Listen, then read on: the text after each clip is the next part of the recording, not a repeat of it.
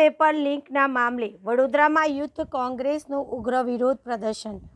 Dairy ડેન circle ખાતે નારેબાજી, 10થી વધુ કાર્યકર્તાઓની અટકાયત। નીટ પરીક્ષા પેપર લીક મામલે વડોદરામાં ઇન્ડિયન યુથ કોંગ્રેસ દ્વારા ઉગ્ર વિરોધ પ્રદર્શન કરવામાં આવ્યું હતું।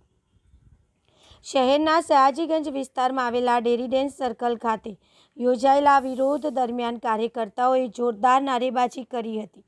કાર્યકર્તાઓએ નીટ પેપર લીક અને કેન્દ્ર સરકાર વિરુદ્ધના પોસ્ટરો સાથે પ્રદર્શન કરી મામલાની નિષ્પક્ષ તપાસ તેમજ જવાબદારો સામે કડક કાર્યવાહી કરવાની માંગ ઉઠાવી હતી। વિરોધ દરમિયાન પેપર લીકથી લાખો વિદ્યાર્થીઓના ભવિષ્ય સાથે ચેડા થઈ રહ્યા છે તેવી પ્રતિક્રિયા પણ વ્યક્ત કરવામાં આવી રહી છે।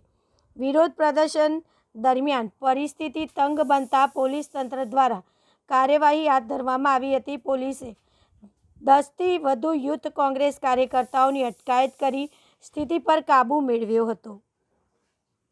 આજે નીટની એક્ઝામ જે 3 તારીખે લેવાઈ હતી અને 12 તારીખે એ પેપર રદ કરવામાં આવ્યું, તો શું 3 તારીખથી લઈને 12 તારીખ સુધી જો સરકાર સૂતેલી હતી? સરકારને ખબર નથી પડી કે પેપર લીક થયું છે? નાસિકના વિદ્યાર્થીઓને 10 લાખથી લઈને 50 લાખ સુધી પેપર વેચવામાં આવ્યા, એ પેપર બધે જ ફરી વળ્યા। તો ત્યાં 3 તારીખથી લઈને 12 તારીખ સુધી સરકાર સૂઈ હતી? અને જ્યારે જે લોકોને પકડવામાં આવ્યા છે તો શું એ ષડયંત્રથી પકડવામાં આવ્યા છે?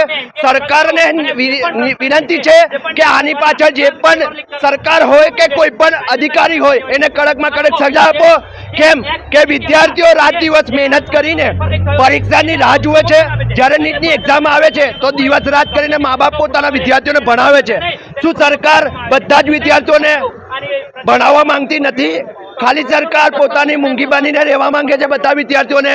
તો અમારી એક જ માંગ છે કે વિદ્યાર્થીઓને ન્યાય મળવો જોઈએ। આની પાછળ જે પણ ભ્રષ્ટ અધિકારી છે એ લોકોને ન્યાય મળવો જોઈએ। ભાજપ મુનાફ પટેલ।